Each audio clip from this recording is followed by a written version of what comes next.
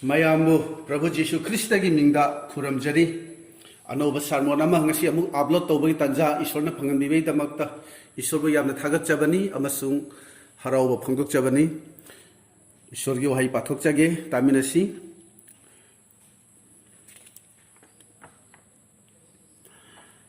phangdokpiba pandub ani pada tara nangna awaba khangadoribado kiganu Tamina Karaba Shastri Hoise, Ibuna Borpina Bibo Oisanu, Nasigi, I hagi Sermon, a sigi topic, Hiram Adudi, Awa-Khangba. Prathana Tovjage, Sargada Lebeipa, Najana, Hojiki Matamasida, Ibungo Nahaki Wahi, Hadok Jagadori, I have Pupangbiu, Aduga, Tagado, Kudimakta, Ibungo Nagi Toya Semana, Tabakto Biu. I couldn't Nahaki the Makta Taibangpangi, Awa-Khangba, a sea matang sida, Haidok Jagadori Wahisha, why couldn't Maki Matakta, Ibungo Nahana board PBU, Prabhu Jisu giving the Javani. Amen. Jisuna Taibangpangi the Magi Matamdu Loshilagabada, Mahaki Sheboxing the Haiki, Nakoina, Aingon the Inkava Panganaba, Aina Nakoi the washing as she haikre, Taibangpan Nakoina awa anang phangi tawigum basing nungai jaro aina taibangpan babu ngamle Johan Paduk tara taruk kuntra hundoi kari sunataba apik pa awa babu orasu yamna sathiba achauba awa ba orabasu aikhoina taibangpan sida hinglingai matam asidadi awa basin nangloi haina jisuna kaidau ngai dasu aikhoida haibiramte takpiramte adubu mahang haibiramba amadi lei madudi aina taibangpan babu ngambagumna nakhoina su taibangpan babu ngamgani over kamar ama oigani taibangpan babu nakhoina ngamgani hainadi haibirami jisuna aikhoibu mai pakpa punsi haibadi awaba khudongthiba athemba amasung changeng kaya thengnabada mai pakpa over kamar amagumna aikhoibu mahangna uba pami Aikhoina adugumba awaba mayamdu kiduna chanthokibase mahangna uba pamde mahangna yengningde maramdi jisuna aikhoigi punsina afaba lamchatta achetpa thajabada ishorbu chetna nungsibada hingbase thoidokna mahangna pamjabani aduna aikhoina awaba khangba haibasi khangdana harau nungaina punsina leithokpase mahangna pamde maramdi Asengba thajaba amadi asengba nungsiba haibasidi athemba amasung awaba mayoknaba matamdata khangba ngambani afaba mapa mama oibasingnasu macha singna haibadi macha ama oina mama mapabu sengna nungsijaba haiba inba ama oina leibase hena pamgani adubu macha sing aduda makhoigi demand khuding pisinduna Machabu mangnanaba harau nungaina lehanbase pamloi haina khalli asumna Prabhu Jisuna su aikhogi lamchat to hongba naidaba afaba oiba awaba matamda su mahaki haiba inba mabu ningjaba amadi thajaba chetpa ama oina hingbase mahangna pami hojigi matam asidadi paw sandokpa kharanadi Jisuna mafam kaida su sandokhidaba mawongda sandokli madudi Jisubu thajaba amasu magi haiba inba singa sidi makhoigi mana oina Athemba amasung awa anasi thengnaroi masidagi kanbigani achauba awa ana thengnadringai makhoibu sargada lokat pigani haina sandokli adubu masigi ona tenabada Prabhu Jisuna di hairi aigi itung inbasing aduna aigi mingidamak awaba khangani aigi mingidamak makhoibu phugani chaigani hatkani haiba inbagi damak awaba khangani haina takpirambani Aduna phongdok biba anigi tarada Prabhu Jisuna singlupta hairi nangna awa khanga dori badu kiganu yengu nakhoibu chang yengnanaba diabolan nakhoi kharabu kaisum changda hunjin gadawri amasung nimit tarani nakhoina awa na phangani nangna siba phawba thajaba yaba oyu aduga aina nangonda hingbagi luhup pibigani masida hariba wafamsi Jisugi seboksingna haiba natte Prabhu Jisu masamakna haibiramlibani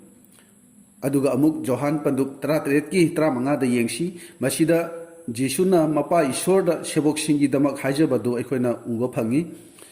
Asumna Hairi, ꯑꯩꯅ ꯃꯈꯣꯏꯕꯨ ꯇꯥꯏꯕꯪꯄꯥꯟꯕꯗꯒꯤ ꯄꯨꯊꯣꯛꯄꯤꯌꯨ ꯍꯥꯏꯖꯕ ꯅꯠꯇꯦ, ꯑꯗꯨꯕꯨ ꯏꯕꯨꯡꯉꯣꯅ ꯃꯈꯣꯏꯕꯨ ꯐꯠꯇꯕ ꯑꯗꯨꯗꯒꯤ ꯁꯦꯟꯅꯕꯤꯌꯨ ꯍꯥꯏꯅ ꯍꯥꯏꯖꯕꯅꯤ꯫ ꯃꯁꯤꯗ ꯖꯤꯁꯨꯅ ꯍꯥꯏꯖꯕꯁꯤ ꯑꯋꯥꯕ ꯅꯪꯒꯗꯧꯕ, ꯑꯋꯥꯕ ꯈꯥꯡꯒꯗꯧꯕ ꯃꯇꯝ ꯑꯗꯨꯗ ꯃꯈꯣꯏꯕꯨ ꯂꯧꯈꯠꯄꯤꯌꯨ, ꯀꯟꯕꯤꯌꯨ ꯍꯥꯏꯕ ꯅꯠꯇꯦ, ꯑꯗꯨꯕꯨ ꯐꯠꯇꯕ ꯑꯗꯨꯗꯒꯤ ꯉꯥꯛ ꯁꯦꯟꯕꯤꯅꯕ ꯍꯥꯏꯖꯕꯅꯤ꯫ ꯍꯥꯏꯔꯤꯕ ꯋꯥꯐꯝꯁꯤ ꯐꯣꯡꯗꯣꯛꯄꯤꯕ ꯄꯟꯗꯨꯝ 3ꯒꯤ 10ꯗ ꯌꯦꯡꯃꯤꯟꯅꯁꯤ꯫ ꯃꯁꯤꯗ ꯑꯁꯨꯝꯅ ꯍꯥꯏꯔꯤ: ꯑꯋꯥ ꯈꯥꯡꯅꯅꯕ ꯑꯩꯅ ꯄꯤꯈꯤꯕ ꯌꯥꯊꯪꯗꯨ ꯅꯪꯅ ꯆꯦꯠꯅ ꯉꯥꯛꯄ ꯃꯔꯝꯅ ꯃꯥꯂꯦꯝꯗ ꯄꯥꯜꯂꯤꯕ ꯄꯨꯝꯅꯃꯛꯄꯨ ꯆꯥꯡ ꯌꯦꯡꯅꯅꯕ ꯇꯥꯏꯕꯪꯄꯥꯜ ꯑꯄꯨꯝꯕꯗ ꯑꯋꯥ ꯑꯅꯪ ꯊꯨꯡꯂꯕ ꯃꯇꯝꯗ ꯑꯩꯅꯁꯨ ꯅꯪꯕꯨ ꯉꯥꯛ ꯁꯦꯟꯕꯤꯒꯅꯤ꯫ ꯃꯐꯝꯁꯤꯗ ꯄꯜꯂꯤꯕ ꯆꯥꯡꯌꯦꯡ ꯑꯁꯦ ꯐꯣꯡꯗꯣꯛꯄꯤꯕ ꯄꯟꯗꯨꯞ 2ꯒꯤ 10ꯗ ꯍꯥꯏꯈꯤꯕ ꯆꯥꯡꯌꯦꯡ ꯑꯗꯨꯅꯤ꯫ ꯁꯩꯇꯥꯟꯒꯤ ꯆꯥꯡꯌꯦꯡ ꯑꯗꯨꯗꯒꯤ ꯑꯩꯈꯣꯏꯕꯨ ꯉꯥꯛ ꯁꯦꯟꯕꯤꯒꯅꯤ ꯍꯥꯏꯅ ꯍꯥꯏꯔꯤꯕꯅꯤ꯫ ꯑꯗꯨꯒ ꯑꯃꯨꯛ ꯖꯣꯍꯥꯟ ꯄꯟꯗꯨꯞ 18ꯒꯤ 15ꯗ ꯐꯠꯇꯕ ꯑꯗꯨꯗꯒꯤ ꯁꯦꯟꯅꯕꯤꯌꯨ ꯍꯥꯏꯅ ꯖꯤꯁꯨꯅ ꯏꯄꯥ ꯏꯁꯣꯔꯗ ꯍꯥꯏꯖꯕꯒꯨꯝ ꯐꯣꯡꯗꯣꯛꯄꯤꯕ ꯄꯟꯗꯨꯞ 3ꯒꯤ 10 ꯑꯁꯤꯗꯁꯨ ꯁꯩꯇꯥꯟꯒꯤ ꯆꯥꯡꯌꯦꯡ ꯑꯗꯨꯗꯒꯤ ꯉꯥꯛ ꯁꯦꯟꯕꯤꯒꯅꯤ ꯍꯥꯏꯅ ꯍꯥꯏꯔꯤ꯫ ꯃꯁꯤꯗ ꯍꯥꯏꯕꯁꯤ ꯑꯋꯥ ꯑꯅꯥꯗꯨ ꯑꯊꯦꯝꯕꯗꯨ ꯊꯦꯡꯅꯗ꯭ꯔꯤꯉꯩꯗ ꯑꯩꯈꯣꯏꯕꯨ ꯁꯔꯒꯗ ꯂꯧꯈꯠꯄꯤꯔꯅꯤ ꯍꯥꯏꯕ ꯅꯠꯇꯦ꯫ ꯑꯩꯈꯣꯏꯅ ꯈꯪꯕ ꯌꯥꯕꯗꯤ ꯖꯣꯍꯥꯟꯅ ꯍꯥꯏꯔꯤꯕ ꯂꯥꯏꯔꯤꯛ ꯑꯅꯤꯃꯛ ꯑꯁꯤ ꯃꯍꯥꯛꯅ ꯏꯕꯅꯤ꯫ ꯑꯗꯨꯅ ꯏꯁꯣꯔꯅ ꯑꯩꯈꯣꯏꯕꯨ ꯉꯥꯛꯄꯤ ꯁꯦꯟꯕꯤꯒꯅꯤ, ꯑꯆꯦꯠꯄ ꯊꯥꯖꯕ ꯑꯣꯏꯗꯨꯅ ꯂꯦꯞꯅꯅꯕ, ꯃꯥꯒꯤ ꯊꯧꯖꯥꯜ ꯑꯗꯨꯗ ꯂꯩꯅꯅꯕ ꯑꯩꯈꯣꯏꯕꯨ ꯉꯥꯛꯄꯤꯒꯅꯤ꯫ ꯑꯗꯨꯒ ꯃꯈꯥ ꯇꯥꯔꯛꯄꯗ ꯄ꯭ꯔꯚꯨ ꯖꯤꯁꯨꯅ ꯍꯥꯏꯔꯤ ꯐꯣꯡꯗꯣꯛꯄꯤꯕ 3ꯒꯤ 12 ꯑꯗꯨꯗ ꯉꯝꯂꯤꯕ ꯃꯍꯥꯛ ꯑꯗꯨꯕꯨ ꯑꯩꯅ ꯑꯩꯒꯤ ꯏꯁꯣꯔꯒꯤ ꯑꯁꯦꯡꯕ ꯁꯪꯗ ꯌꯨꯝꯕꯤ ꯑꯃ ꯑꯣꯏꯍꯟꯕꯤꯒꯅꯤ꯫ ꯑꯗꯨꯅ ꯑꯅꯧꯕ ꯋꯥꯂꯦꯞꯅꯕ ꯑꯁꯤꯗ ꯌꯥꯝꯅ ꯃꯔꯨ ꯑꯣꯏꯅ ꯄꯟꯕ ꯏꯁꯣꯔꯒꯤ ꯃꯒꯨꯟ ꯑꯣꯏꯕ ꯋꯥꯍꯩ ꯑꯃ ꯌꯥꯎꯔꯤ, ꯃꯗꯨꯗꯤ ꯈꯥꯡꯕ ꯀꯟꯕ ꯍꯥꯏꯕꯁꯤꯅꯤ꯫ ꯈꯥꯡꯕ ꯀꯟꯕ ꯍꯥꯏꯕꯁꯤꯅꯤ꯫ ꯃꯁꯤ ꯃꯔꯨꯞꯁꯤꯡꯅ ꯅꯤꯡꯁꯤꯡꯃꯤꯟꯅꯁꯤ꯫ 3rd ꯁꯦꯟꯆꯨꯔꯤꯒꯤ ꯃꯇꯝꯗ ꯈ꯭ꯔꯤꯁꯇꯥꯟꯁꯤꯡꯕꯨ ꯆꯔꯥꯝꯅꯔꯕ ꯅꯣꯡꯁꯥꯁꯤꯡꯒꯤ ꯃꯃꯥꯡꯗ ꯊꯥꯖꯤꯟꯕ ꯃꯇꯝ ꯑꯗꯨꯗ ꯔꯣꯝ ꯁꯔꯀꯥꯔꯒꯤ ꯃꯇꯨꯡ ꯏꯟꯅ ꯈ꯭ꯔꯤꯁꯇꯥꯟꯁꯤꯡꯕꯨ ꯍꯤꯡꯅ ꯃꯩ ꯊꯥꯗꯨꯅ ꯍꯥꯠꯄ ꯃꯇꯝꯗ ꯄ꯭ꯔꯚꯨꯅ ꯃꯈꯣꯏꯕꯨ ꯑꯁꯨꯛ ꯁꯥꯊꯤꯔꯕ ꯃꯤꯑꯣꯠ ꯃꯤꯅꯩ, ꯑꯋꯥꯕ ꯈꯥꯡꯗꯨꯅ ꯁꯤꯕ ꯑꯁꯤꯗꯒꯤ ꯀꯟꯕꯤꯈꯤꯗꯦ꯫ ꯗꯥꯅꯤꯌꯦꯜ ꯑꯃꯁꯨꯡ ꯃꯥꯒꯤ ꯃꯔꯨꯞꯁꯤꯡꯕꯨ ꯀꯟꯕꯤꯅꯕꯒꯤꯗꯃꯛꯇ ꯅꯣꯡꯁꯥꯒꯤ ꯃꯆꯤꯟ ꯐꯥꯖꯤꯟꯈꯤꯕ, ꯃꯩꯒꯤ ꯃꯩꯁꯥ ꯐꯥꯎꯍꯟꯈꯤꯗꯕ ꯄ꯭ꯔꯚꯨ ꯑꯗꯨꯅ ꯖꯤꯁꯨꯒꯤ ꯃꯇꯨꯡ ꯏꯜꯂꯤꯕ ꯁꯦꯕꯣꯛꯁꯤꯡꯒꯤꯗꯃꯛꯇꯗꯤ ꯃꯗꯨꯒꯤ ꯑꯉꯛꯄ ꯊꯕꯛꯁꯤꯡ ꯑꯗꯣ ꯀꯔꯤ ꯑꯃꯠꯇ ꯃꯍꯥꯛꯅ ꯇꯧꯕꯤꯈꯤꯗꯦ꯫ ꯃꯁꯤꯒꯤ ꯃꯔꯝꯗꯤ ꯀꯔꯤꯒꯤꯅꯣ ꯍꯥꯏꯕꯕꯨ ꯃꯈꯣꯏꯗꯨ ꯑꯅꯧꯕ ꯋꯥꯂꯦꯞꯅꯕ ꯃꯇꯝꯒꯤ ꯊꯥꯖꯕ ꯈ꯭ꯔꯤꯁꯇꯥꯟꯁꯤꯡꯅꯤ꯫ ꯃꯈꯣꯏꯅ ꯑꯋꯥꯕ ꯈꯥꯡꯗꯨꯅ ꯃꯊꯋꯥꯏ ꯊꯥꯗꯨꯅ ꯏꯁꯣꯔꯒꯤ ꯃꯇꯤꯛ ꯃꯉꯥꯜ ꯑꯗꯣ ꯐꯣꯡꯗꯣꯛꯈꯤꯕꯅꯤ꯫ ꯃꯈꯣꯏꯅ ꯃꯇꯨꯡ ꯏꯜꯂꯤꯕ ꯃꯄꯨ ꯏꯕꯨꯡꯉꯣ ꯖꯤꯁꯨꯒꯨꯝꯅ ꯀꯟꯕꯤꯅꯕꯒꯤꯗꯃꯛ ꯀꯔꯤꯃꯠꯇ ꯃꯈꯣꯏꯅ ꯗꯤꯃꯥꯟ ꯇꯧꯈꯤꯗꯦ꯫ ꯏꯁꯣꯔꯅ ꯁꯔꯒꯗꯨ ꯊꯥꯕꯤꯔꯛꯇꯨꯅ ꯃꯈꯣꯏꯕꯨ ꯀꯟꯕꯤꯅꯕ ꯍꯥꯏꯗꯨꯅ ꯃꯈꯣꯏꯅ ꯑꯥꯁꯥ ꯇꯧꯈꯤꯗꯦ꯫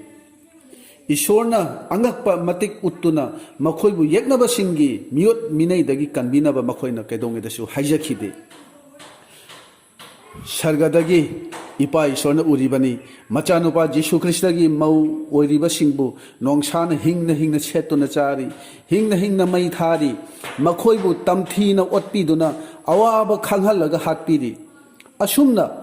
ꯑꯋꯥꯕ ꯈꯥꯡꯗꯨꯅ ꯁꯥꯈꯤ ꯄꯤꯕꯗꯨꯗ ꯏꯁꯣꯔꯅ ꯄꯦꯟꯕꯤꯔꯝꯃꯤ꯫ ꯃꯔꯝ ꯑꯁꯤꯅ ꯐꯣꯡꯗꯣꯛꯄꯤꯕ ꯄꯟꯗꯨꯞ 14ꯒꯤ 3ꯗ ꯍꯥꯏꯔꯤ ꯃꯈꯣꯏꯁꯤꯡ ꯑꯁꯤꯗꯤ ꯅꯨꯄꯤꯗ ꯑꯃꯣꯠꯄ ꯂꯤꯆꯠ ꯆꯠꯇꯕ, ꯃꯁꯥꯕꯨ ꯁꯦꯡꯅ ꯊꯝꯖꯕ, ꯌꯥꯎ ꯃꯆꯥꯗꯨꯅ ꯆꯠꯄ ꯃꯐꯝ ꯈꯨꯗꯤꯡꯗ ꯇꯨꯡ ꯏꯟꯖꯕꯁꯤꯡꯅꯤ꯫ ꯃꯈꯣꯏꯗꯤ ꯃꯤꯁꯤꯡꯒꯤ ꯃꯔꯛꯇꯒꯤ ꯈꯟꯗꯣꯛꯂꯕ ꯏꯁꯣꯔꯒꯤ ꯑꯃꯁꯨꯡ ꯌꯥꯎ ꯃꯆꯥ ꯑꯗꯨꯒꯤꯗꯃꯛ ꯑꯍꯥꯟꯕ ꯃꯍꯩ ꯑꯣꯏꯔꯕꯁꯤꯡꯅꯤ꯫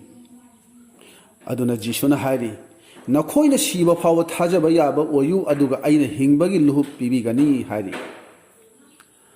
ꯑꯗꯨꯅ ꯍꯧꯖꯤꯛꯀꯤ ꯃꯇꯝꯁꯤꯗꯁꯨ ꯈ꯭ꯔꯤꯁꯇꯥꯟ ꯀꯌꯥꯅ ꯃꯐꯝꯗ ꯖꯤꯁꯨꯒꯤ ꯃꯤꯡꯗ ꯑꯣꯠꯄ ꯅꯩꯕ ꯑꯃꯗꯤ ꯁꯤꯕ ꯐꯥꯎꯕ ꯑꯋꯥꯕ ꯈꯥꯡꯕ ꯌꯥꯎꯅꯔꯤ꯫ ꯃꯈꯣꯏꯗꯨꯕꯨ ꯖꯤꯁꯨꯅ ꯂꯧꯈꯠꯄꯤꯗꯦ꯫ ꯑꯗꯨꯅ ꯑꯩꯈꯣꯏꯅꯁꯨ awa ana khangba matamda Jisuna hekta lokhat piroi adubu Ishorna sidagi hena phagadaba karino amadi mahangna tawbigani Prabhuna aikhoibu over kamar mai pakpa punsi ama oihanbigani Shiva phawba yamna sathiraba awaba khangba matamdasu Ishorna Jisubu over kamar mai pakpa punsi oihankhibagum aikhoibusu Ishorna athemba awaba khudongthiba changyeng kaya lanthokpiduna aikhoibusu Ishorna madu mayamdo khangba ngamhanbigani aikhoibu mahangna mai pakhanbigani maramdi aikhoina awaba khangbagisu maram ama leiribani haibase khangminasi hojiki matam asidadi taibangpanbagi singlup ayambana nauna poktaba singlup ayambada nauna poktaba sasinaba Kristan ming khaktagi Kristan oiba taibangpanda lupa Kristan pap tawbada akiba phawdaba Kristan mayam ama leiribani adubu matam ama lakadauri madudi changyengi matamni adugumba matam adudadi mioi makhal ani khakta prithibhi sida leigani matam adudadi sengna khangbang ngamlani kanana karamba makhalgi Kristano karamba makhalgi thajabano haibasi madudi Jisugi damak awaba khangi khanduna thorang tawduna leiriba Kristan ra natraga Jisugi mingda bor phange taibangpanbagi mingchat phange khanduna thorang tawduna leiribara matam adudadi soidana khangba ngamlagani karamba makhalgi Kristan no haibado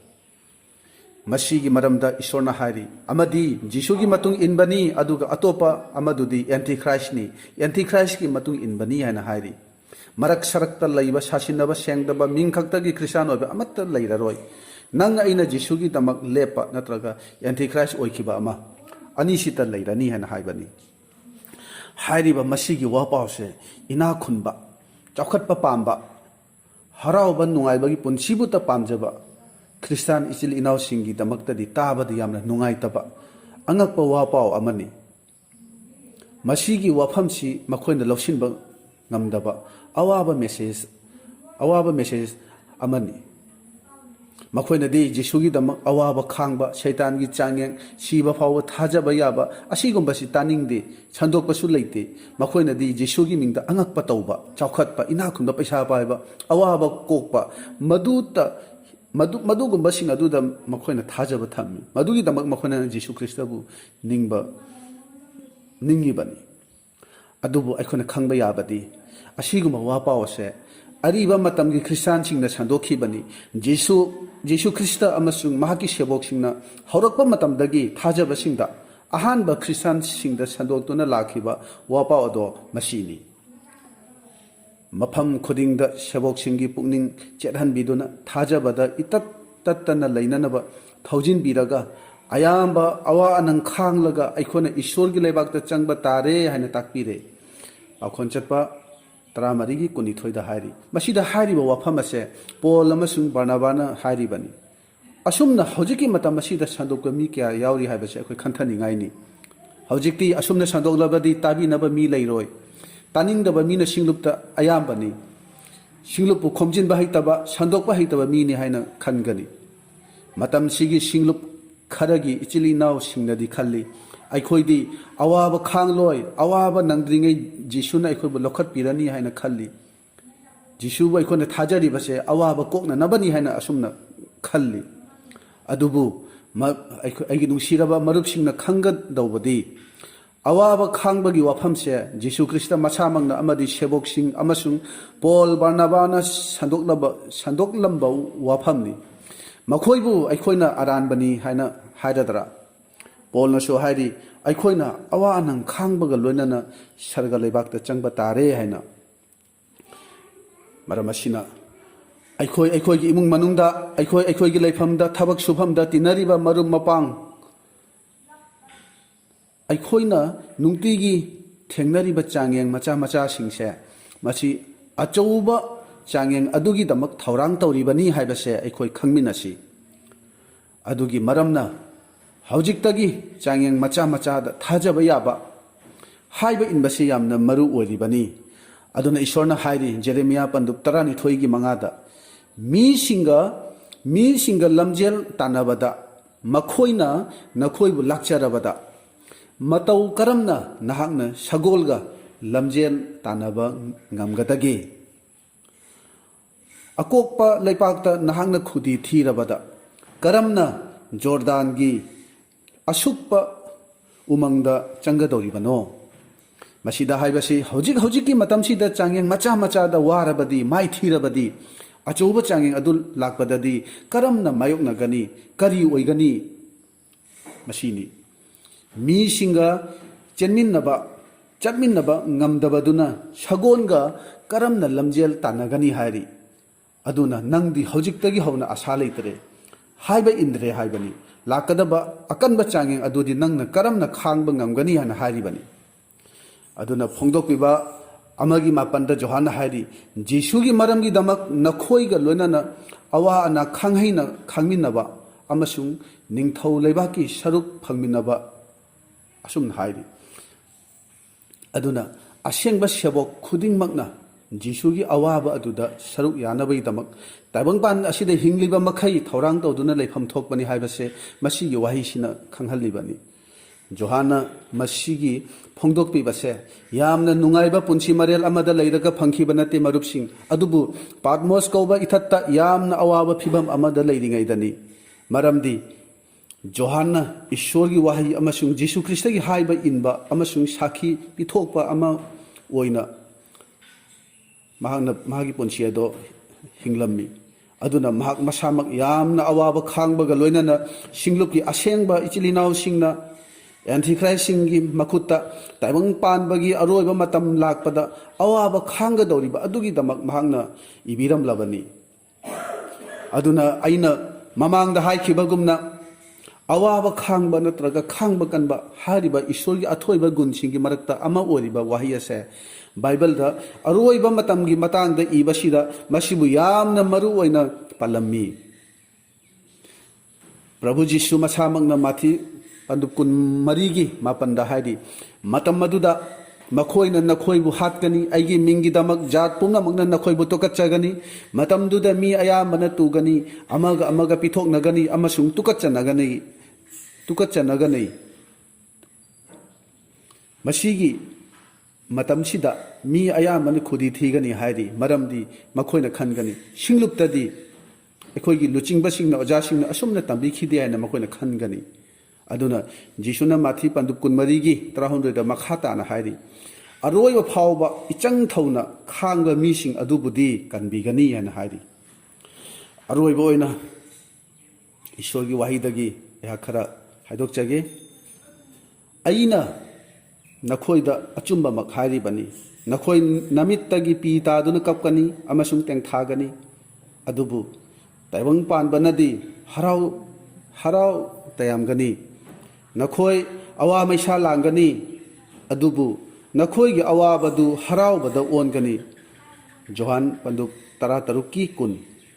aduga mathangda muk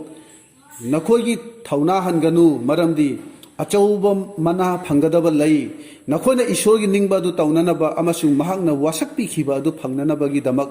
khangba kanba changi Ibria panduk taragi pada kunthra manga amasung kunthra tarukta aduna Ishorgi wahising asidagi aikona khangba ngammi madudi Ishorgi leibak aduda changnanabagi damakta Christian punchi marel asida achouba changen kaya athemba kaya thengnaba tai asi mayam sibu mayokna duna mai pakpa punchi ama oiba tai masi thengnaningdaba akiba minadi Ishorgi leibak phangbada matik chadabani aduna aikhoina awaba khanggadaba se kifam thokte haraugadabadi Prabhu Jisubu loina bikhiba Ishor aduna aikhoina Awa-Khangba matamdasu mahakna ngaksen bigani mahakna aikhoibu loina bigani tamina khraba Ishorgi wahising ase aikhoi mayamgi mathakta ibungona nahona na bor pinabiba oirasanu amen